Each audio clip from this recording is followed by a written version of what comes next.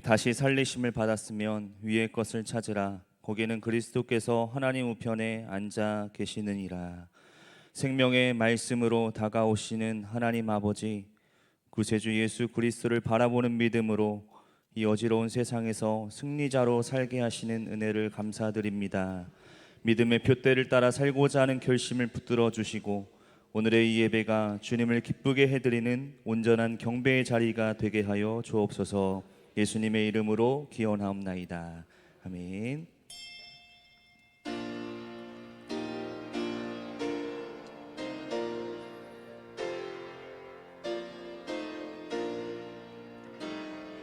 이 천지간 만물들아 복 주시는 주 여호와 전능성부 성자 성령 찬송하고 찬송하세. 아멘.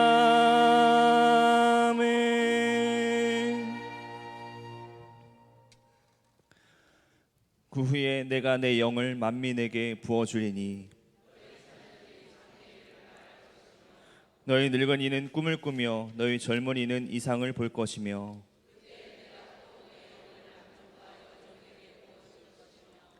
내가 이적을 하늘과 땅에 베풀리니 곧 피와 불과 연기 기둥이라. 해가 어두워지고 달이 핏빛같이 변하려니와 이는 나 여호와의 말대로 시온산과 예루살렘에서 피할 자가 있을 것이며 남은 자 중에 나 여호와의 이름을 받을 자가 있을 것임이니라. 아멘. 전능하사 천지를 만드신 하나님 아버지를 내가 믿사오며 그 외아들 우리 주 예수 그리스도를 믿사오니 이는 성령으로 잉태하사 동정녀 마리아에게 나시고 본디오 빌라도에게 고난을 받으사 십자가에 못 박혀 죽으시고 장사한 지 사흘 만에 죽은 자 가운데서 다시 살아나시며 하늘에 오르사 전능하신 하나님 우편에 앉아 계시다가 저리로서 산자와 죽은 자를 심판하러 오시리라. 성령을 믿사오며 거룩한 공회와 성도가 서로 교통하는 것과 죄를 사하여 주시는 것과 몸이 다시 사는 것과 영원히 사는 것을 믿사옵나이다. 아멘.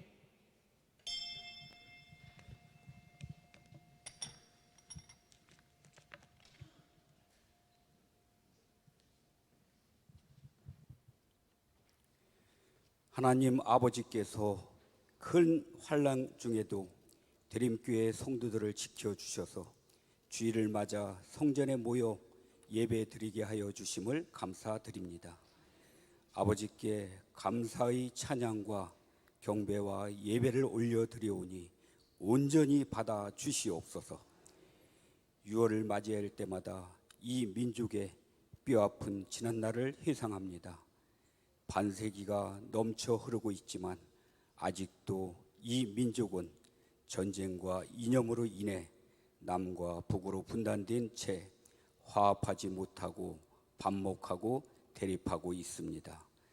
주님, 오늘도 이 땅에서 이 민족의 화합을 위하여 기도하는 백성들의 기도를 들으사 이 민족을 보호해 주시고 인도해 주셔서 어서 속히 평화 가운데 하나 되는 귀한 역사를 베풀어 주시옵소서.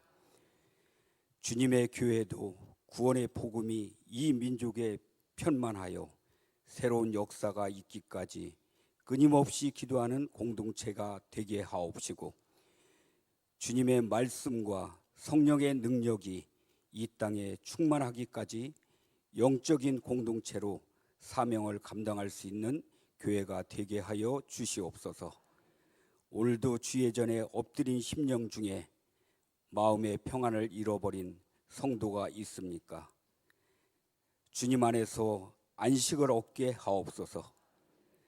상처받고 병고로 시달리는 성도가 있습니까?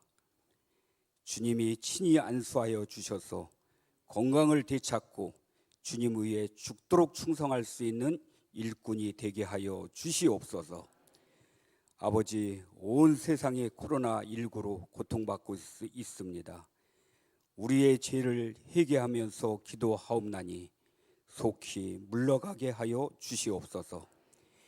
이 시간에는 고통받는 필리핀 드림교회와 판이산 교회 형제들의 고통을 함께하는 마음으로 선교 헌금을 드리오니 주님께서 축복하여 주시어 우리가 드리는 적은 물질에 오병이어의 기적을 베풀어 주시어 넉넉히 베풀고도 남는 물질이 되게 하여 주시옵소서. 말씀을 전하시는 담임 목사님을 주의 영으로 충만하게 하여 주시기를 원합니다. 말씀의 권세를 더하여 주셔서 능력 있는 말씀을 선포할 수 있도록 인도하여 주시옵소서. 예배를 위하여 주어진 임무에 충성 봉사한 성도와 성전과 방송으로 예배드리는 드림교회 모든 성도들에게 복의 복을 더하여 주시옵소서. 드림교회를 사랑하여 주시는 예수님 이름 받들어 간절히 기도드리옵나이다. 아멘.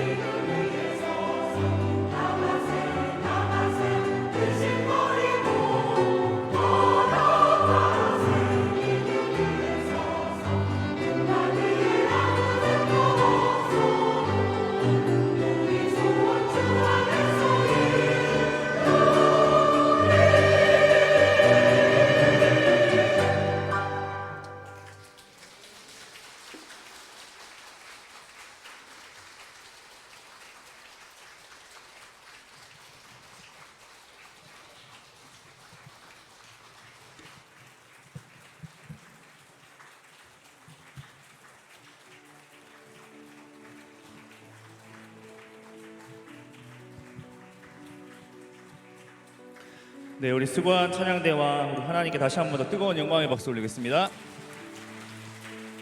네, 감사합니다. 네. 네, 교회 소식 말씀드리겠습니다. 오늘 예배 오후 예배 마친 후에 이 자리에서 임원회가 있겠습니다. 임원회가 올해 이제 이 교회 성전으로 와서 처음으로 이제 갖는 임원회입니다. 우리 임원 되시는 분들은 한 분도 빠짐없이 참석해 주시면 감사하겠습니다. 오늘은 필리핀 선교를 위한 구제 헌금을 드리는 날입니다. 지난주에 주보에 헌금 봉투를 같이 껴드렸는데 오늘 함께 드려주시면 큰 힘이 될 줄 믿습니다. 가스펠 프로젝트 연대기 성경 공부인데요. 작년부와 유초등부가 시작을 합니다. 매주 목요일 2시에 개강은 6월 18일에 진행하고요. 신청은 사무실에 신청해 주시면 되겠습니다. 그리고 유초등부도 토요일 10시 30분에 하게 됩니다. 개강은 6월 13일부터 진행을 하게 되는데 초등부 전도사님이신 박여진 전도사님께 신청을 해주시면 되겠습니다. 시온 찬양대원과 차량운행 봉사자들 뿐 아니라 또 많은 곳곳에서 이제 봉사의 자리가 필요한 때가 왔습니다. 우리 교회를 위해서 또 하나님을 위해서 내가 정말 이 교회를 위해서 섬길 수 있는 또 그 귀한 축복의 자리를 정말 기도하시면서 잘 찾으시고 하나님 앞에 영광 돌릴 수 있는 드림의 모든 성도들 되기를 축복합니다. 그 신천 권사님들이 봉헌 예물을 드리셨습니다. 김치 냉장고 주방에 김치 냉장고 3대를 구입해 주셨고요. 키즈카페에 잠깐 사진 좀 보여주시겠어요? 지난주 금요일에 이제 키즈카페 놀이방이 설치가 됐습니다. 전 연령이 물론 다 놀 수는 있는데 네. 제가 말씀드리는 거는 그만큼 튼튼하게 지어졌다고 말씀을 드리는 거고요. 그렇다고 우리 아이들이 이제 놀 수 있는 아주 쾌적한 아주 즐거운 장소로 마련이 되었습니다. 잘 우리 자녀들이 저기서 잘 놀고 또 믿음으로 잘 자랄 수 있도록 기도해 주시면 감사하겠고요. 키즈카페 봉헌을 저희 가정과 최성원 유주미 집사님 가정에서 섬겨주셨습니다. 섬기는 손길에 주님의 평화가 함께하기를 소원합니다. 아멘. 네. 그리고 한 가지 더 광고를 드리면요. 다음 주 주일 예배 시에 이제 저희 교회 홍보 영상을 촬영하는 시간을 갖습니다. 뭐 특별한 건 없습니다. 그냥 평소대로 이렇게 예배 드리시는 대로 은혜 받는 대로 그냥 하시면 카메라 들고 막 이렇게 돌아다니면서 찍을 거예요. 근데 그거에 너무 신경 쓰지 마시고 그냥 우리가 드리시는 대로 예배 드리는 대로 이렇게 해주시면 되겠고요. 그러니까 카메라를 이렇게 막 돌고 막 이렇게 영상 촬영을 하고 그러니까 뭐 하냐 이렇게 궁금해하지 마시고 홍보 영상을 찍는다라고 생각하시면 되겠습니다. 네, 오후 예배까지 계속해서 진행이 돼요. 그러니까 아침부터 계속해서. 그럼 오후 예배도 많이 참석해 주셔야겠죠? 네, 분 안 되시네요. 대답하시는 분들이. 네, 오후 예배까지 많이 참석해 주셔서 그렇게 잘 촬영해 질 수 있도록 기도해 주시면 감사하겠습니다. 오늘 우리에게 주신 하나님의 말씀 보겠습니다. 출애굽기 20장 14절 말씀입니다. 출애굽기 20장 14절 말씀 제가 읽겠습니다. 우리 함께 읽겠습니다. 이건 한 절이니까 함께 읽겠습니다. 시작. 간음하지 말라. 아멘. 네, 담임 목사님 나오셔서 말씀 전해 주시겠습니다. 할렐루야. 예배 나오신 여러분을 주님의 이름으로 축복하고 사랑하고 환영합니다. 다시 한번 우리 시온 찬양대를 위해서 한번 박수로 그리고 하나님 앞에 영광을 돌리고 싶은데요. 제가 이 앞자리에서 지금까지 연초부터 이 강대상에서 찬양을 들은 중에 오늘 최고의 찬양을 해주셨어요. 그래서 너무 은혜가 되고 제 귀에만 그렇게 들리는지 이 앞에 한 200명이 그냥 오케스트라와 함께 찬양하는 듯한 그런 감동이 있었는데 여러분도 그러시죠? 그러시다면 찬양대 많이 기도해 주시고 덧붙여서 찬양대원으로 그렇게 또 함께 같이 사역을 하신다면 더 큰 은혜가 임할 줄로 믿습니다. 우리 찬양으로 헌신한 시온 찬양대를 위해서 크게 박수 한번 하시겠습니다. 감사합니다.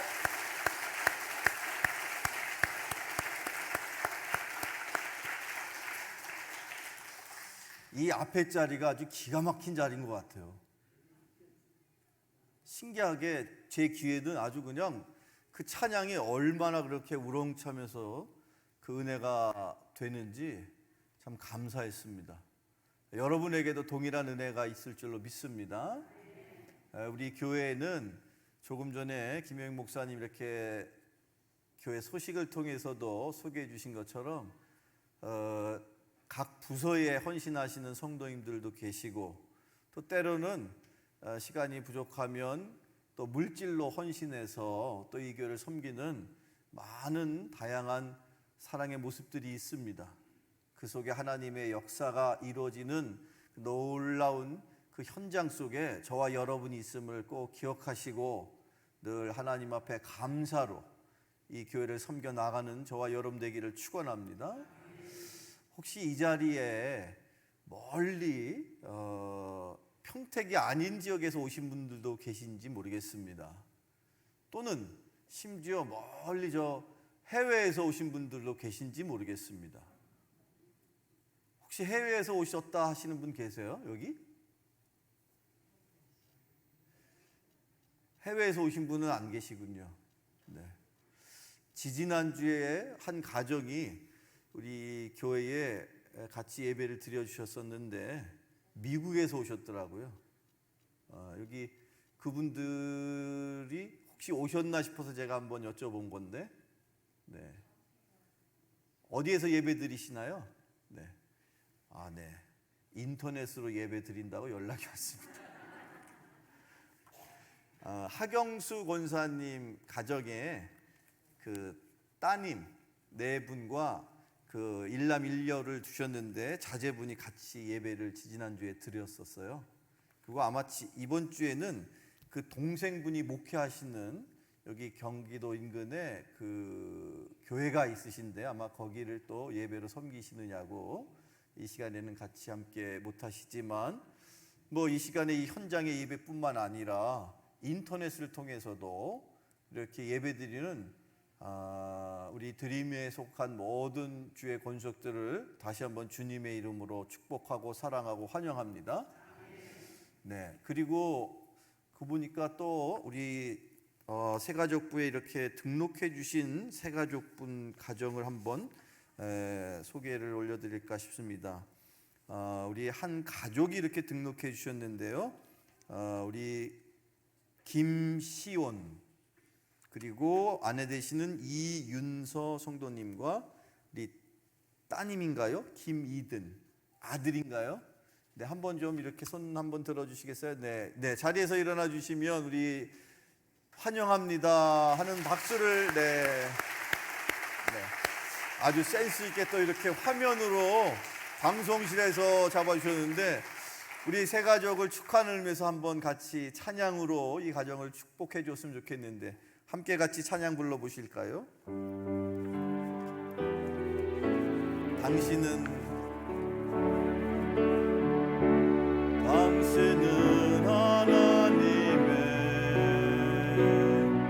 언약 안에 있는 축복 당신은 주께 돌아오게 되리. 다시 한번 축하드립니다. 다시 한번 주님의 이름으로 이 모든 예배 함께하는 여러분을 축복합니다. 항상 늘 주님 은혜 가운데 예배를 통해서 하나님 앞에 영광을 돌리는, 그래서 여러분을 통해서 여러분의 인생과 가정이 축복을 받는 귀한 인생들 살아가시기를 축복합니다. 자, 오늘 우리에게 주시는 하나님 말씀, 여러분 계속해서 저는 이 주일 오전 예배 시간 중에 십계명의 말씀을 나누고 있습니다. 오늘 이 나눈 말씀이 십계명 중에 제 7번째 계명, 간음하지 말라라는 말씀인데, 여기 이 간음이라는 이 단어가 썩 그렇게 교회 안에서 편안한 마음으로 그렇게 나눌 수 있는 주제도 아니고 그런 표현도 아니지만, 분명히 성경은 하나님께서는 일찍이 모세를 통하여 간음하지 말라라는 말씀을 하고 계십니다. 간음이라는 것은 그냥 간단하게 이해하자면 결혼한 부부 이외의 관계 속에서 남녀 간에 부정한 행위를 하는 것을 말하는 것입니다. 그러니까 그리스도인에게 있어서 이 십계명을 지키며 살아야 하는 저와 여러분에게 있어서 과연 이 시대에 하나님은 이 7번째 계명인 십계명을 통해서 또 어떠한 은혜를, 또 어떠한 말씀으로 우리에게 권면해 주시는지, 여러분이 말씀을 꼭 기대하시는 마음으로 들으시는 중에 하나님이 여러분에게 주시는 은혜가 가득하실 수 있기를 축원합니다. 자, 여기 하나님께서 모세를 통해서 주신 이 7번째 계명이 우리가 너무 잘 알고 있는 십계명 중에 있는 계명인지라 우리가 이걸 지키며 살아야 한다는 것은 반론의 여지가 없겠습니다만, 이 말씀을 굳이 신약 시대에 예수님께서도 이것과 관련된 말씀을 주신 적이 있습니다. 성경을 읽어보면 신약 성경, 여러분 먼저 마태복음 5장 27절로 28절의 말씀을 함께 자, 준비된 말씀인데요. 화면을 통해서 함께 읽어보실까요? 시작. 너희가 들었으나 나는 너희에게 이르노니 음욕을 품고 여자를 보는 자마다 마음에 이미 간음하였느니라.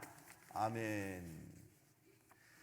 예수님은요, 모세의 그 십계명을 떠올리면서 언급하실 때 너희들 간음하지 말라는 말을 십계명을 통해서 들었지 않느냐? 그런데 나는 더 나아가서 행위로 간음을 하는 것뿐만 아니라, 여기 이렇게 표현되고 있습니다. 여자를 그냥 보는 게 아니라 어떤 마음을 품고 본다고요? 음탕한 마음을, 음욕을 품고 여자를 보는 자마다 이미 간음하였다라고 말씀하고 계세요. 이 순간 주님이 그 제자들 앞에서, 유대인들 앞에서, 저희들은 행위로 간음하지 않았으니까 십계명 중에 7번째인 이 말씀은 우리가 지금까지도 지켰고 앞으로도 지킬 수 있습니다. 그런 마음으로 혹시라도 예수님 앞에 있는지 모르겠습니다만, 예수님은 전혀 생각지 않게 너희들이 행위로서 간음한 것뿐만 아니라 너희들이 마음으로 음욕을 품는 것조차도 이미 간음한 것이다라고 놀라운 선포를 하고 계십니다. 자, 그렇다면 저와 여러분 이 말씀을 그대로 나의 삶에 적용하면, 여기 앉아 계신 분들 가운데 이 말씀을 나는 지금까지도 여전히 잘 지키고 있다 하는 사람이 단 한 사람도 없겠다 싶죠. 어떠십니까, 여러분? 자, 이렇게 예수님께서 전혀 당시의 유대인들의 생각 속에 한 번도 생각해 보지 못한 마음으로 음욕을 품는 것조차 간음하였다라고 말씀을 하신다면, 과연 우리는 이 말씀을 지킬 수 있는, 지키고자 하는 마음은 있겠으나 지킬 수 있는 사람이 있겠느냐 말이에요. 그러면 이 말씀은 영원히 우리가 지킬 수 없는, 우리와는 전혀 상관없는 그냥 글자로만 존재하는 십계명의 7번째 계명으로서 그냥 우리가 알 뿐만이지 전혀 나하고는 내가 지켜낼 수 없는 그런 말씀이겠느냐는 거예요. 자, 예수님에 이어서 신약 성경의 또 다른 본문에 사도 바울은 조금 다른 내용으로 이 7번째 계명을 우리에게 권면하고 있습니다. 사도 바울의 이야기를 한번 같이 나눠볼까요? 신약 성경 데살로니가전서 4장 3절로 5절에 있는 말씀인데요. 자, 데살로니가전서 4장 3절로 5절 우리 화면을 통해서 함께 같이 읽어보실까요? 시작. 하나님의 뜻은 이것이니 너희의 거룩함이라 곧 음란을 버리고 각각 거룩함과 존귀함으로 자기의 아내 대할 줄을 알고 하나님을 모르는 이방인과 같이 세욕을 따르지 말고. 아멘. 여기에 예수님께서는 마음으로 음욕을 품는 것이 가늠한 거야 라고 말씀을 하셨는데, 더 나아가서 사도 바울은 음란한 생각을 버리고 거기서 머물지 않고 우리에게 거룩한 삶을 살아야 하는 것이 하나님의 뜻이라고 전해주고 있습니다. 아하, 간음하지 말라라는 이 부정적인, 뭘 하지 말라는 이 말씀은 반대로 적극적으로 이 말씀을 우리가 풀어 해석한다면 무엇을 해야 한다는 말씀이냐? 거룩한 삶을 살아야 한다는 말씀이라는 거예요. 십계명은 늘 항상 그렇게 가령 살인하지 말라라는 말씀을 우리가 이해할 때는 그냥 단순히 소극적인 명령으로 누군가를 죽이지 말라라는 말씀으로 이해하는 것으로 그치는 것이 아니라 더 적극적으로 나아가서 생명을 소중하게 생각하고 생명을 살려야 된다라는 말씀으로 이해하면 정확한 거예요. 오늘 이 7계명도 간음하지 말라라는 이 말씀을 내가 소극적으로 뭐 하지 말라 했으니까 나는 지금도 이 말씀을 잘 지키고 있잖아 라고 생각하기보다는 분명히 더 적극적으로, 그러면 주여 하나님 어떻게 살라는 말씀입니까? 예수님조차도 이미 너희 마음에 음탕한 생각을 가졌으면 간음한 것이라고 말씀하셨다면, 아니 여기에 멀쩡한 건강한 남자치고 그러면 간음하지 않은 사람이 한 사람도 없다 하면 누가 한 사람이라도 이 말씀을 지킬 수 있단 말입니까? 라고 여러분 생각하실 수 있는데, 사도 바울은 더 나아가서 따라서 우리가 주님 안에서 이 말씀을 지키려면 그냥 단순히 무엇을 안 하는 것으로 그치는 것이 아니라 무엇을 적극적으로 해야 한다라는 말씀으로 깨달아야 한다는 사실이죠. 사도 바울은 무엇을 우리에게 요구하고 있습니까? 하나님의 뜻이 거룩함이니 거룩함으로 그 음란한 생각을 버려야 한다라고 말씀하고 있다는 것입니다. 자, 뿐만 아니라 또한 성경에는요, 이 음란한 세격을 쫓는 일에 대한 그 가르침이 뭐 예수님뿐만 아니라 사도 바울뿐만 아니라 성경의 신약 성경 가운데 여기저기 많이 등장하는데, 우리 야고보서를 한번 더 살펴볼 겁니다. 여기에 이 야고보서는 성경에는 여러 명의 야고보가 나오는데 뭐 사도 야고보도 우리가 알고 있고 그 이외의 야고보들이 이름이 여기저기 등장하지만, 지금 우리 야고보서를 쓴 야고보를 우리는 성경학자들은 예수님의 형제 중에 한 사람이었던 야고보라고 그렇게 우리에게 이렇게 전해주고 있는데, 어쨌든 중요한 건 어떤 야고보가 썼다라는 게 중요한 게 아니라 그 야고보서 안에 있는 말씀의 내용이 중요한 것인데, 이 사도 야고보 또는 뭐 예수님의 형제였던 야고보, 누가 됐든지 간에 이 야고보서에서 그 음란한 일, 간음하는 것에 대해서 뭐라고 말씀하고 있느냐. 신약 성경 야고보서 4장 4절을 읽어보시죠. 자, 화면을 통해서 함께 읽어봅니다. 시작. 간음한 여인들아, 세상과 벗된 것이 하나님과 원수됨을 알지 못하느냐? 그런즉 누구든지 세상과 벗이 되고자 하는 자는 스스로 하나님과 원수되는 것이니라. 아멘. 여기 이 본문 말씀에 세상과 벗된 것, 어떻게 하는 게 세상에 벗이 되는 것이라고 말하고 있느냐? 간음하는 것, 음란한 생각, 행동을 하는 것이 세상과 벗이 되는 거예요. 그런데 여기 이 세상과 벗이 되는 순간 우리는 원치 않게도 하나님과 어떤 관계가 된다는 겁니까? 원수 관계가 된다는 거예요. 여러분, 이 음란한 생각과 행동을 하는 것이 하나님 앞에 그냥 잘못하는 정도로 끝이질 않고, 성경은 하나님과의 관계가 완전히 훼손되어서 그냥 하나님의 자녀가 안 되는 것으로 그치는 게 아니라 더 나아가서 하나님과는 원수 관계가 된다는 거예요. 사랑하는 우리 드림 가족 여러분, 하나님과 저와 여러분이 늘 친밀한 관계여야 될 줄로 믿습니다. 그렇게 하나님과 친밀한 관계로 살아도 내 삶이 여전히 힘들고 어려운 것 같은데, 아니 도대체 하나님과 내가 서로 간에 그냥 거리감이 느껴지는 정도로 그치는 것이 아니라, 우리가 음탕한 생각과 행동을 하였을 때, 간음하였을 때 하나님 앞에 내가 어떻게 된다고요? 원수가 된다는 거예요. 아니, 하나님 앞에 원수가 되면 그 인생 어떻게 되는 거겠습니까? 망하는 거죠. 망하는 거죠. 하나님과 원수지간으로 살아가게 되는 거다라고 성경은 말하고 있다는 거예요. 결국 이 음란한 생각은, 음란한 행동은 그냥 내 개인적으로 머물지 않고 하나님과의 관계를 훼손하는, 하나님과의 관계가 깨어지는 어마어마한 하나님 앞에 죄가 된다는 것을 신약 성경의 예수님을 통해서, 또 사도 바울을 통해서, 여기 이 야고보서의 말씀을 통해서 우리에게 경고하고 있는 겁니다.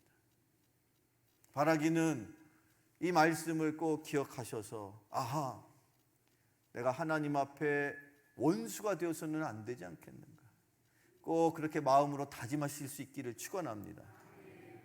자, 그런데 이 음란한 생각을 떨치는 것, 마음으로부터 또 행위로부터 우리가 우리의 삶을 거룩하게 하나님 앞에 순결하게 살아가야 하는 것이 쉬운 일입니까? 아니면 어려운 일입니까? 여러분에게 묻지를 않기로 내가 다짐을 했는데 또 실수로 물어봤는데 어려운 일이에요. 여러분뿐만 아니라 저도, 여러분 앞에 서 있는 저도 이 10계명의 7번째 이 계명을 지키는 게 너무도 어렵습니다. 자, 그런 어려움 속에 있더라도 과연 하나님은 모세를 통해서 주신 이 10계명을 통해서 연약한 인간이 지킬 수도 없는 말씀을 우리에게 지키라고 주시는 걸까요? 아니죠. 일찍이 창세기 말씀을 쭉 이렇게 읽다 보면 특별히 늘 하나님 앞에 꿈을 통해서 놀라운 하나님의 역사를 우리에게 보여주는 한 인물이 등장하죠. 꿈하면 떠오르는 인물이 누굽니까? 요셉입니다. 요셉의 이야기를 여러분 여러 번 들어보셨을 텐데, 그 요셉의 이야기, 여러 인생의 희노애락과 우여곡절을 겪던 그 요셉의 이야기 중에 오늘 우리의 본문에 조금 더 연결시켜서 이해할 수 있는 그 대목이 있습니다. 어딜까요? 또 물어보네 내가. 자, 창세기 39장 1절로 9절의 말씀인데 세 절씩 1절부터 3절, 4절부터 세 절씩 나누어서 한번 살펴볼 텐데, 먼저 창세기 39장 1절로 3절부터 먼저 읽어보죠. 시작. 요셉이 이끌려 애굽에 내려가매 바로의 신하 친위대장 애굽 사람 보디발이 그를 그리로 데려간 이스마엘 사람의 손에서 요셉을 산이라.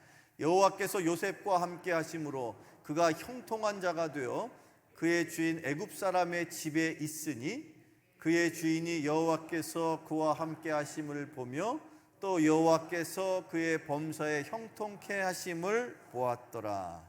아멘. 요셉이 형들에 의해서 죽을 뻔하는 고비를 넘기고 결국에는 애굽에 노예로 팔려갔다라는 것은 여러분 들어서 아시죠? 그때 그 애굽에 노예로 팔려갔던 그 주인집이, 그 주인이 그냥 보통 일반 사람이 아니었던 거예요.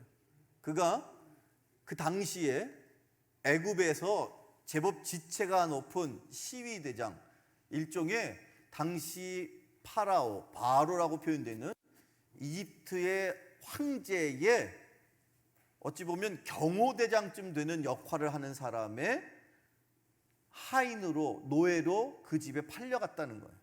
그런데 그 와중에 지금 이 창세기 39장에는 그 집에 팔려갔던 노예였던 요셉이 어찌된 영문인지 노예의 신분임에도 불구하고 그의 인생이 성경에 기록되기를 어떤 인생이었다고 표현되고 있냐면 형통한 삶을 살았다라고 표현하고 있습니다. 어떻게 노예의 삶을 사는데도 성경은 그를 향하여 형통한 인생이라고 표현할 수 있을까? 그 이유가 무엇일까?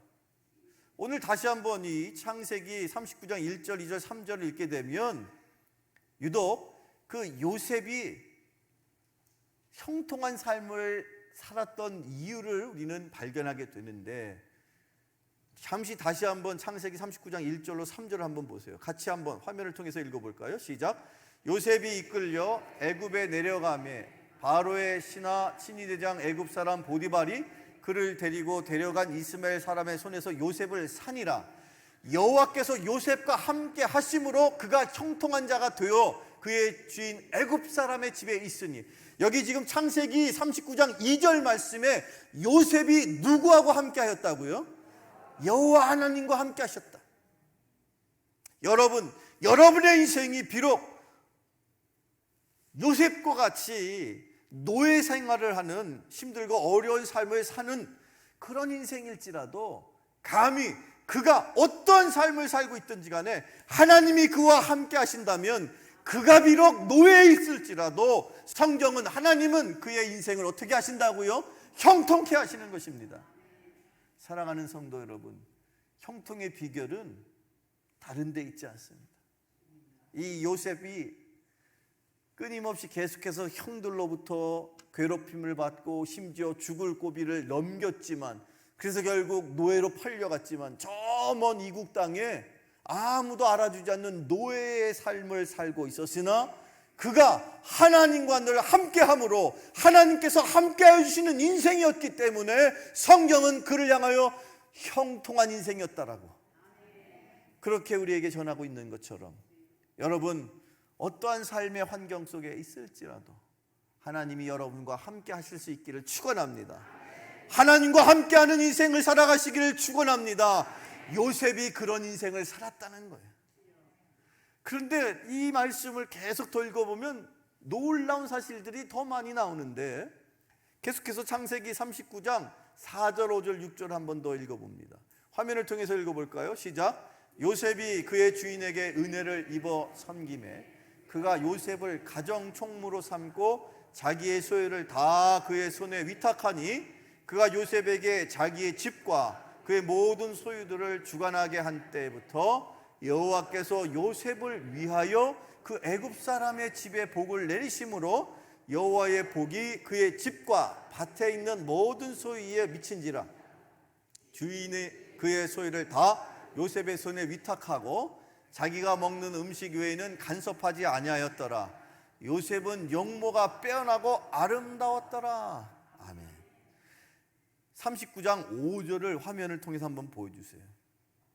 그렇게 하나님과 함께하였던 요셉이, 형통한 인생이었던 요셉이, 그가 주인을 잘 섬김으로 하나님 앞에 인정을 받고 더 나아가서 그 주인인 시위대장 보디발의 인정을 받고 그 집안 모든 것을 주인을 대신해서 다스리는 중인데, 가정 총무로, 그렇게 집의 집사로 가정 총무로 삼고 그 주인집에서 살고 있는 중인데, 여기 보시는 것처럼 여호와 하나님께서 누구를 위해서? 누구를 위해서? 요셉을 위해서 그 애굽 사람 보디발의 집에 무엇을 내렸다고요? 복을 내렸대요. 사랑하는 우리 성도 여러분, 여러분 때문에 여러분의 인생이 복받는 것뿐만 아니라 여러분이 임하는 가정과 여러분이 임하는 일터와 여러분이 함께하는 그 어떤 곳이라도 여러분 때문에 하나님께서 여러분을 위하여 그곳을 축복해 주실 수 있는 그런 인생을 살아가시기를 축원합니다. 놀라운 사실입니다. 하나님께서 요셉을 위해서 그 보디발이 무슨 뭐 특별하게 하나님 앞에 무슨 복받을 그런 자격이 있거나 그런 사람이 아니었다는 거예요. 그런 이유가 없어요. 물론 운 좋게도 신앙 좋고 믿음 좋고 하나님 앞에 신실했던 그 노예를 자기 집안으로 들인 게 혹시 공로라면 공로일지 모르겠으나 그거야말로 그 보디발의 입장에서는 무슨 뭐 요셉이 어떤 성품인지를 알고 노예로 샀겠습니까? 전혀 그렇지 않은 거예요. 그런 기록이 없어요. 그런데 어찌된 영문인지 하나님은 요셉을 위해서 보디발의 가정을, 보디발의 그 집안을 축복해 주셨다는 거예요.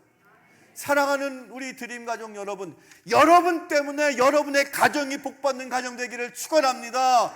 여러분 때문에 여러분의 직장과 여러분의 학교와 여러분의 일터와 우리가 몸담고 있는 이 사회와 민족이 그리스도인들 때문에 하나님 앞에 신실하게 구별되어 살아가기를 원하는 요셉과 같은 하나님이 함께 하시는 그 인생 한 사람 때문에 보디발의 가정을 축복해 주신 것처럼 이 민족과 이 나라와 이 교회를 하나님께서 이 땅 가운데 하나님의 말씀을 두려워함으로 그렇게 살기를 소망하는 그리스도인들 때문에 이 나라와 민족이 복받게 되기를 축원합니다. 이게 하나님의 축복의 놀라운 비밀입니다. 우리 그리스도인들이 하나님 앞에 정직하게 성결하게 이 요셉과 같은 삶을 살 때에 저와 여러분을 통해서 이 나라와 민족이 다시 한번 세계 열방을 섬기고 하나님 앞에 복받는 축복의 민족이 나라가 될 줄로 믿습니다. 세상 사람들은 이런 이치와 논리를 이해도 못할 뿐 아니라 알지도 못합니다. 이 나라와 민족이 어떻게 축복을 받아서 그 6.25의 폐허 속에서 이 민족이 이렇게 부강한 이 세상을 이끌어 갈 만한 그런 민족으로 하나님께서 회복시켜 주셨음을 이 세상은 이 비밀을 모른다는 거예요. 그러나 오늘 이 요셉을 통해서 우리가 발견하는 놀라운 축복의 비결은 그 요셉 한 사람 때문에 하나님께서 그를 위해서 보디발의 가정을 축복해 주셨다는 거예요. 자, 계속해서 이런 놀라운 그 형통의 삶을 살고 있었던 요셉의 인생에 그 인생에서 한번 있을까 말까 엄청난 시련의 이야기들이 그 다음 말씀 가운데 나와요. 우리가 잘 알고 있는 말씀이죠. 그 집 주인의 아내가 있었는데 그 아내가 뭐 어떤 마음이 들었든지는 정확하게 모르겠지만 워낙 요셉이 빼어난 용모와 준수한 모습의 청년인지라 그 집 주인의 아내가 어떤 마음이 들었어요? 음탕한 마음이 들었어요. 그래서 자기 남편이 몰래, 자기 남편이 없을 때 그 집에 그 하인인 요셉을 어떻게 해서든지 꼬셔가지고 재미를 보려고 했더라는 거예요. 근데 요셉이 말을 안 들었다고요? 네. 왜 안 들었는지 궁금하시죠? 자,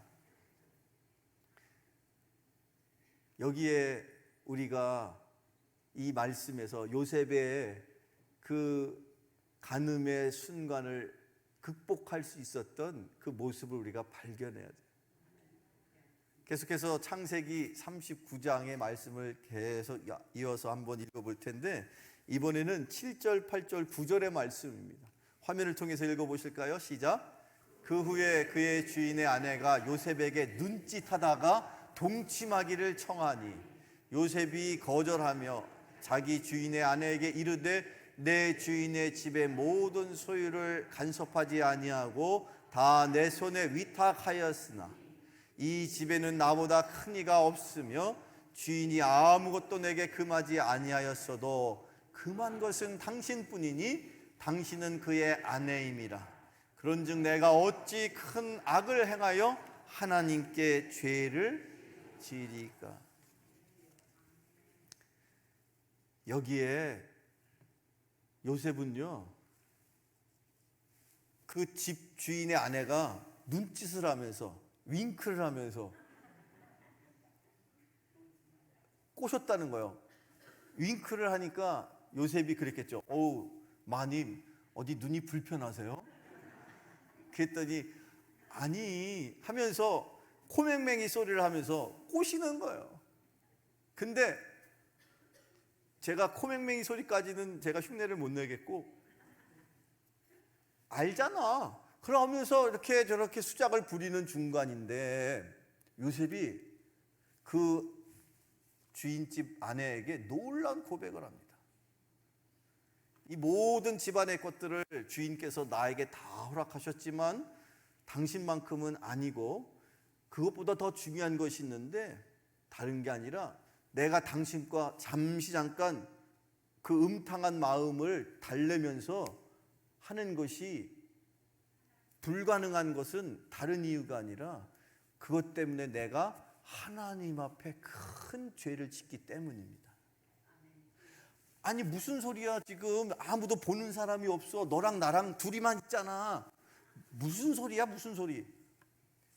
그는, 즉 요셉은요, 한순간도 그의 삶 속에서 하나님이 늘 자기하고 함께 하신다는 사실을 마음속으로 늘 고백하며 살았던 인생이었습니다. 어떤 한순간도 하나님이 그 곁을 떠난 적이 없어요.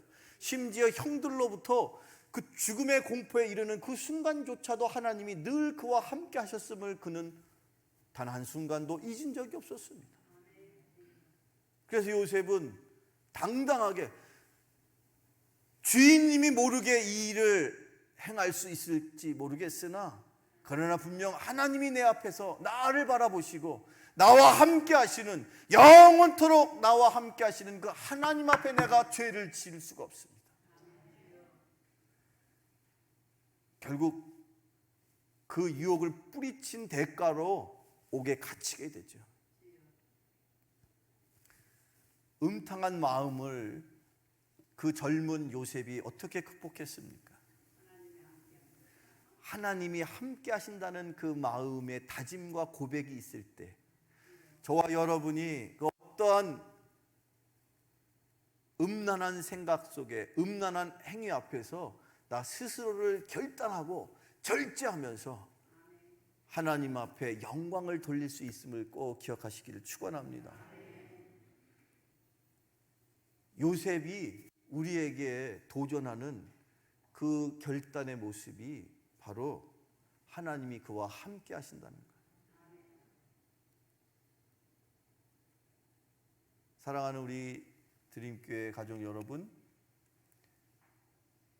여러분 안에 주님이 계심을 믿으십니까? 여러분의 심령 속에 주님이 계심을 믿으십니까? 그 확신을 갖고 살아가시길 축원합니다. 저를 따라서 이렇게 한번 고백해 보실까요? 하나님 아버지, 예수 그리스도. 하나님 아버지, 예수 그리스도. 하나님을 아버지로 고백하고 예수님을 나의 구주 그리스도로 고백하는 그 심령 속에 하나님께서 성령 아버지 하나님을 보내주신 것을 믿으십니까? 우리의 이 단순한 고백이 그냥 내 입술의 결단으로만 가능한 것이라고 생각하신다면 아닙니다. 성경은 일찍이 하나님을 아버지로 고백하고 예수를 그리스도로 고백하는 것은 그의 심령 속에 하나님께서 보내신 예수의 영, 성령이 계신다는 확실한 증거를 우리에게 가르치셨습니다. 성경 말씀을 보실까요? 신약 성경 고린도전서 3장 16절로 17절 말씀입니다. 자, 화면을 통해 읽어봅니다. 시작. 너희는 너희가 하나님의 성전인 것과 하나님의 성령이 너희 안에 계시는 것을 알지 못하느냐. 누구든지 하나님의 성전을 더럽히면 하나님이 그 사람을 멸하시리라. 하나님의 성전은 거룩하니 너희도 그러하니라. 아멘. 고린도전서 16절에 너희가 하나님의 성전인 것과 또 하나님의 성령이 누구 안에 있어요? 너희 안에, 우리 안에, 저와 여러분 안에, 이곳 가운데, 이 예배드리는 이 드림교회 이 예배 순간에 우리 가운데 여러분의 심령 속에 누가 계세요? 성령이 계신 것을 여러분 믿으십니까? 그래서 저와 여러분을 주님은 주님의 전으로 삼으시고 저와 여러분을 거룩한 전, 성전이라고 우리에게 말씀해 주십니다. 요셉은 늘 하나님 앞에 자기가 서 있음을 고백했습니다. 그런데 심지어 이 시대에, 이 성령의 시대에 하나님께서는 우리의 심령 속에, 우리의 영혼 가운데 예수 그리스도의 영인 성령을 이미 보내주셨어요. 그 우리는 365일 24시간 평생토록 예수를 나의 구주로 고백한 그 순간부터 지금까지 앞으로도 영원히 누구와 함께하는 거예요? 성령님과 함께하는 거예요. 하나님과 함께하는 인생입니다. 간음의 순간, 음탕한 마음과 행위로 그 유혹 앞에 섰을 때 우리 가운데 함께 계시는, 심령 속에 함께 계시는 성령을 떠올리실 수 있는 여러분 되기를 축원합니다. 그것이 간음하지 말라 하는 그 모세에 의해서 우리에게 전해진 10계명의 7번째 계명을 지키기 위해서 우리 마음으로 다짐해야 하는, 그래서 성령께 의지해야 하는, 그래서 거룩함을 유지하기 위해서, 음욕을 절제하기 위해서 내 힘으로 할 수 없고 내 안에 성령께 의지함으로 성령의 능력으로 그것을 극복해야 함을 꼭 기억하며 살아가시는 여러분 되기를 축원합니다. 다시 한번 고린도전서 12장 3절 한번 같이 읽어보시죠. 읽어보세요. 시작. 그러므로 내가 너희에게 알리노니 하나님의 영으로 말하는 자는 누구든지 예수를 저주할 자라 하지 아니하고 또 성령으로 아니하고는 누구든지, 여기 분명히 그렇게 기록하고 있죠. 누구든지 예수를 주라 할 수 있는 것은 하나님의 영이 그 안에 임했기 때문이라는 거예요. 하나님의 영이 그 안에 임하지 않는 사람은 예수를 그리스도로 고백할 수가 없어요. 예수가 나의 구주입니다를 고백하려면, 예수가 나의 구원자입니다를 고백하려면 성령께서 내 안에 내주하실 때 그 성령을 통해서 내가, 내 영혼이 그것을 고백할 수 있는 것이라는 거예요. 그냥 입술의 고백만으로 예수가 나의 주가 되십니다, 예수가 나의 그리스도가 되십니다, 예수가 나의 구원자가 되십니다, 예수가 인류를 구원하셨습니다, 그렇게 고백할 수 있는 것은 내 안에 누가 계시기 때문이냐? 성령께서 함께 하시기 때문임을 믿으시기를 축원합니다. 또 하나의 증거가 있다고 그랬죠. 무엇입니까? 하나님을 뭐라고? 하나님을 향하여 우리는 무엇으로 고백합니까? 하나님이 나의 아버지라고 고백하는 거예요. 이 세상에도 하나님의 존재를 머리로 알고 그렇게 인정하는 그 하나님에 대해서 누구라도 다 부인하지 않고, 심지어 성경은요 오히려 귀신이 하나님을 더 먼저 알더라고, 그렇게 성경은 기록해요. 하나님의 존재를 아는 이가 세상에도, 믿지 않는 이들 가운데도 우리보다 더 성경도 많이 알고 더 많은 하나님에 대한 지혜가 있지만, 그런 중에 저와 여러분에게 하나님이 주시는 은혜는 무엇입니까? 그냥 우리가 하나님을 아는 것으로 그치질 않고 그 전능하신 하나님을 나의 무엇이라고요? 아버지라고 고백한다는 거예요. 여러분의 아버지가 전능하신 하나님이십니다. 여러분의 아버지가, 물론 육신의 아버지가 계십니다. 그러나 우리의 영혼의 아버지, 우리의 인생의 아버지, 내 삶의 근원이 되시는 하나님이 나의 아버지가 되신다는 거예요. 그것 또한 쉬운 고백이 아니고, 그것 또한 내가 머리로 깨닫고 안 지혜가 아니고, 지식이 아니고, 내 안에 누가 계신다는 증거라고요? 성령이 계신다는 증거라는 거예요. 성경 말씀을 한 번 더 찾아볼까요? 갈라디아서 4장 6절을 한번 보세요. 신약 성경 갈라디아서 4장 6절 한번 읽어보실까요? 시작. 너희가 아들임으로 하나님이 그 아들의 영을 우리 마음 가운데 보내사 아빠 아버지라 부르게 하셨느니라. 아멘. 그 아들의 영, 아들, 누구의 아들을 말할까요? 하나님의 독생자 아들, 즉 예수 그리스도를 말합니다.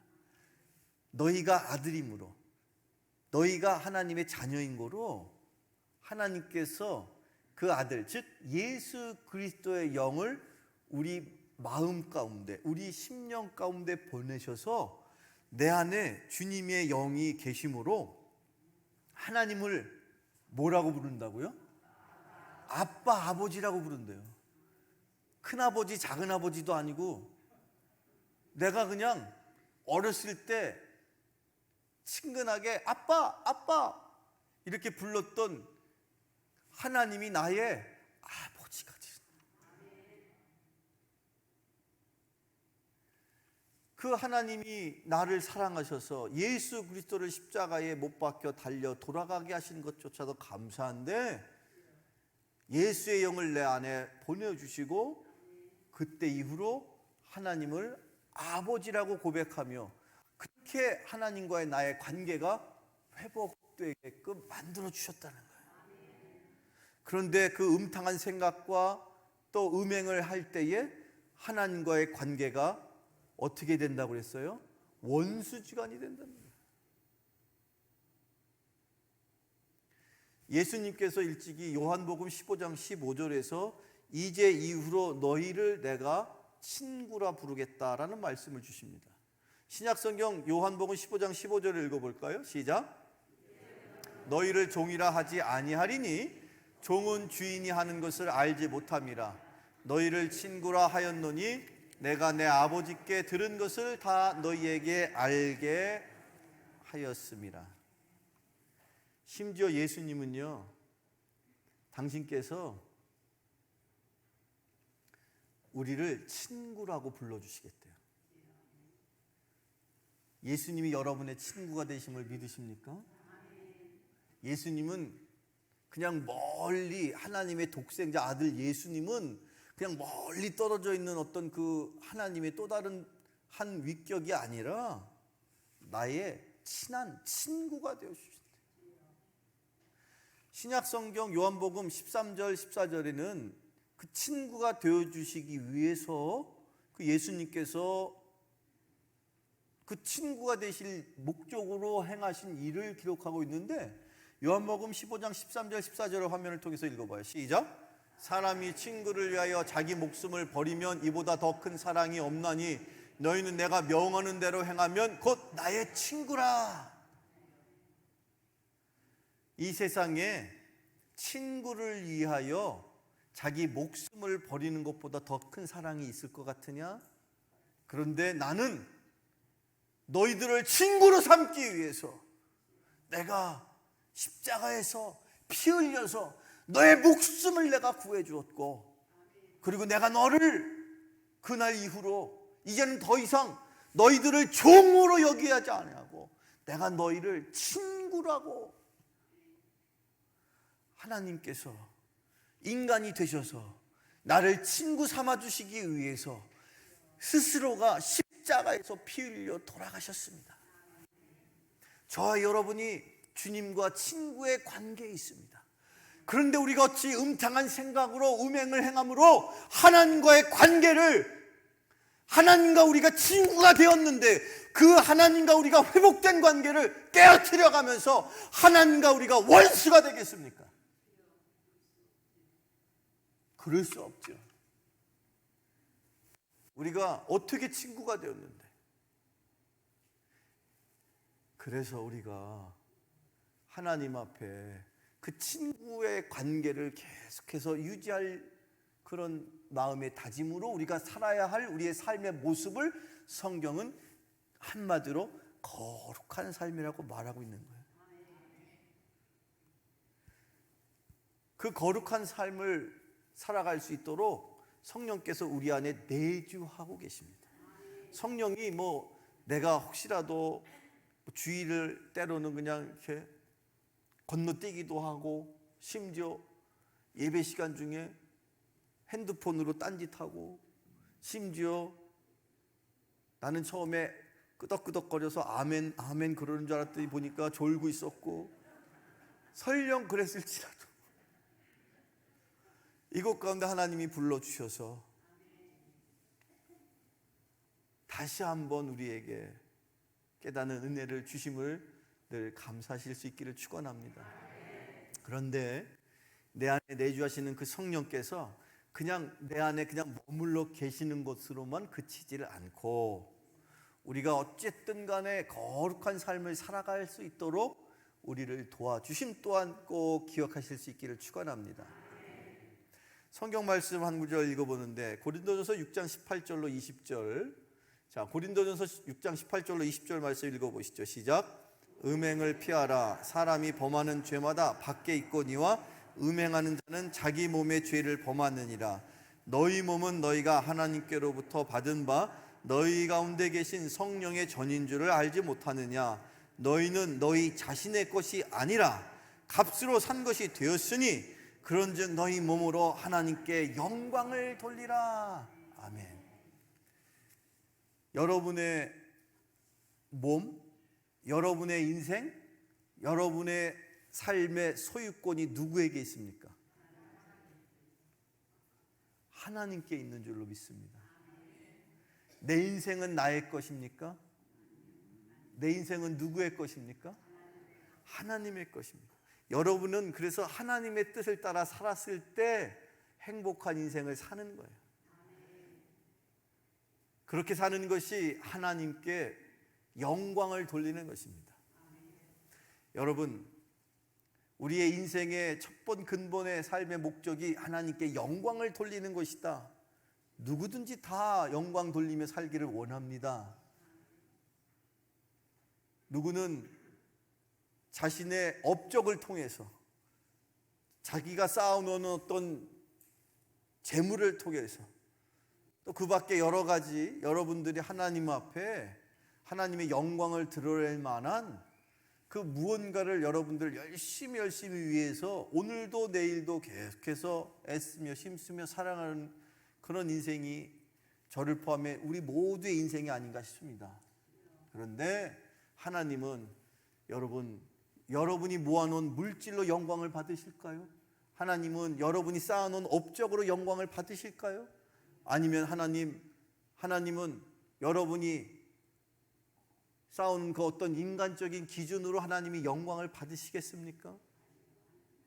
하나님에게 물질이 없을까요? 명예가 없으시겠습니까?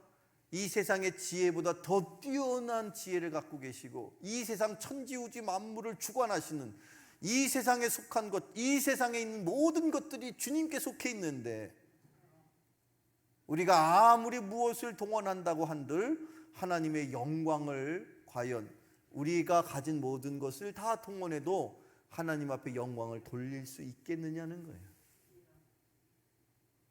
그런데 이 성경은 우리가 우리의 몸을 핏값으로, 하나님께서 예수 그리스도의 핏값으로 구원하신 우리의 몸을 통해서 하나님이 영광을 받으신답니다.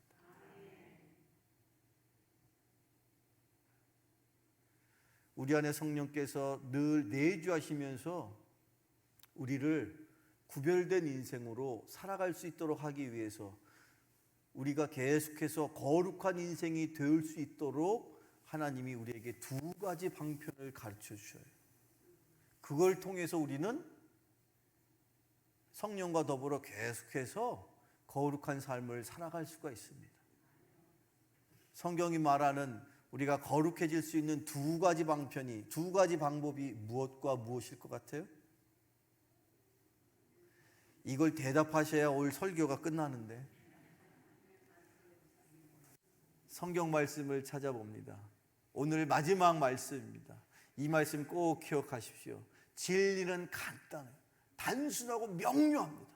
우리가 거룩함을 유지할 수 있는 두 가지 길, 여러분이 머릿속으로 기억하고 있고 여러분이 마음속으로 지금 고백하려고 하는 그 두 가지 단어, 성경을 읽어보시죠. 디모데전서 4장 5절입니다.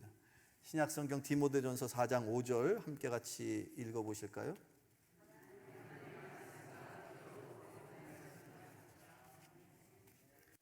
우리가 어떻게 거룩해질 수 있습니까? 말씀과 기도로. 하나님은 우리에게 늘 말씀을 통해서, 하나님이 우리에게 늘 기도를 통해서 거룩해지기를 원하십니다. 사랑하는 우리 드림 가족 여러분, 또 이 예배 함께하는 모든 주의 백성 여러분, 우리 인간의 힘으로는 단 한순간도 인간의 의지와 다짐과 인간의 노력으로는 거룩해질 수 있는 길이 아무 길도 없습니다. 그냥 단순히 오늘 이 본문의 말씀에 의지해서, 여기 이 디모데전서 4장 5절의 말씀처럼 우리는 하나님의 말씀과 하나님의 기도로 거룩해질 때, 그때 그 말씀과 기도의 힘과 능력으로 이 세상을 거룩하게 살아갈 힘을 얻게 됨을 믿으시기를 축원합니다. 기도하시겠습니다.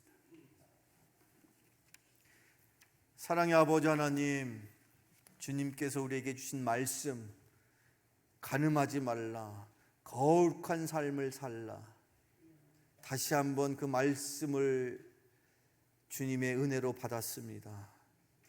그 주신 말씀대로 살기를 원합니다. 거룩한 인생이 되기를 원합니다. 구별된 인생이 되기를 원합니다. 주님 말씀하여 주시고, 또 기도할 때 우리가 더욱더 주님 안에서 거룩해지는 은혜를 더하여 주옵소서. 예수님의 이름으로 기도하옵나이다. 아멘. 우리 찬송 한 장, 하나님의 약속 같이 찬양 부르신 후에 준비하신 예물 봉헌하겠습니다.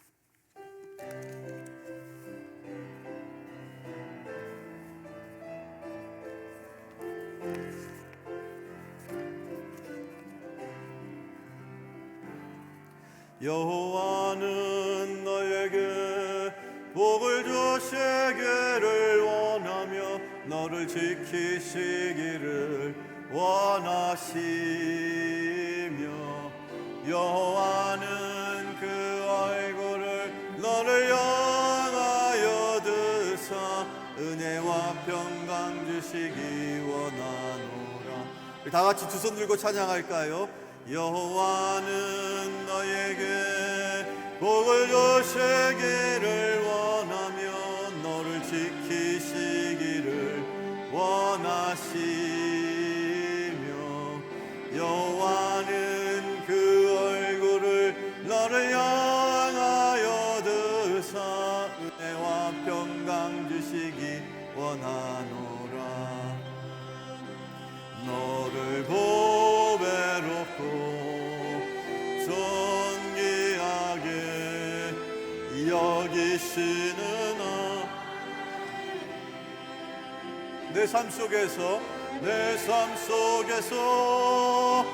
이 약속을 신실하게 이루시리. 아멘. 땅에 기름진 것으로 하늘에 신령한 것으로 너를 복주시고 지키실 하나님이 너의 영혼 잘 되도록 은혜 베푸시며 평강으로 인도하시. 땅에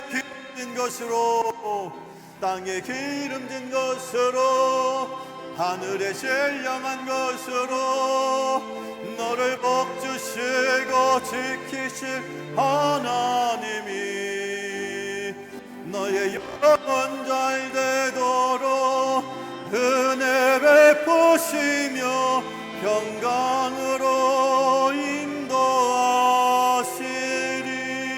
인도하시리. 아멘. 기도하시겠습니다. 고맙고 감사하신 하나님, 지난 한 주일 동안도 주님의 은혜로 살아왔음을 이 시간 고백합니다.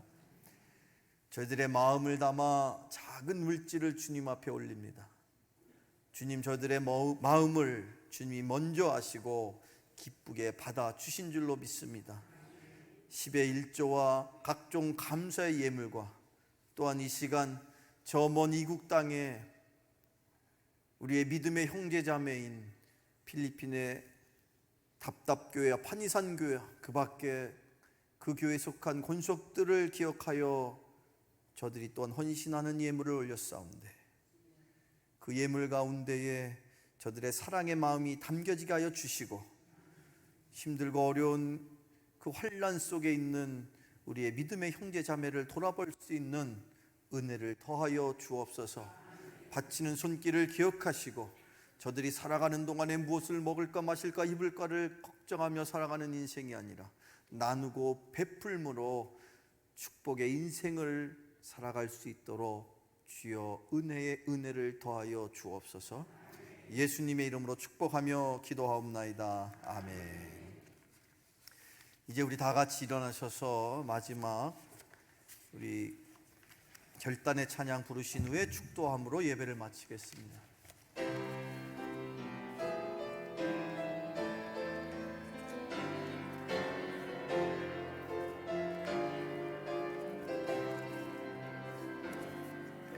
주님 다시 오실 때까지 나는 이 길을 가리라.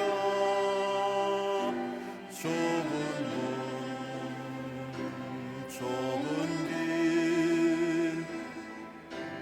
나의 십자가 지고 나의 가는 이 길 끝에서 나의 가는 이 길 끝에서 나는 주님을 보리라. 이 영광의 내 주님 나를 맞아 주옵소서. 맞아 주시리. 주님 다시 오실 때까지 나는 일어나 달려가리라. 주의 영광 온 땅 덮을 때 나는 일어나 노래하리라며 내 사모하는 주님 온 세상 구주시라. 내 사모하는 주님 영광의 왕이시라. 주님 다시 오실 때까지 주님 다시 오실 때까지 나는 일어나 달려가리라. 주의 영광 온 땅 덮을 때 나는 일어나 노래하리. 더 높이 두 손 들고 찬양합니다.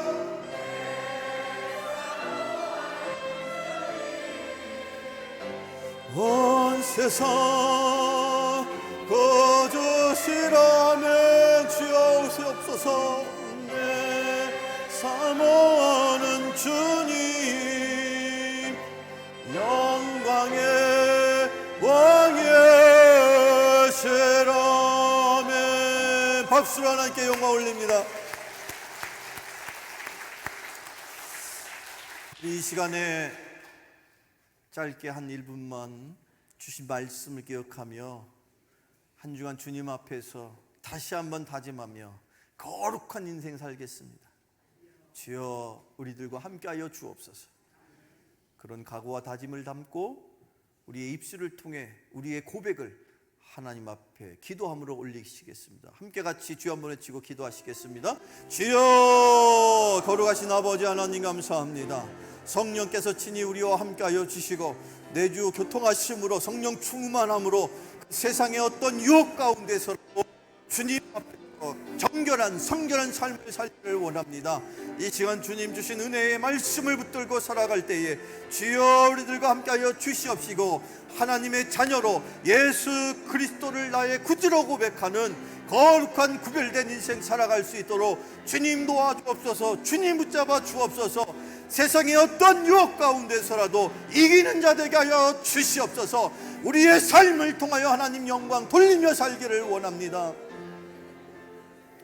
사랑의 아버지 하나님, 우리는 연약한 인생들이오나 성령께서 나를 주의 자녀 삼아 주시고 성령께서 내주하심으로 거룩한 전이 되었사오니 주님은 다시 한번 세상에 나아가 살아갈 때 주님과 동행함으로 그 어떤 환난 중에서라도 이기며 사는 자들 되게 하여 주옵소서.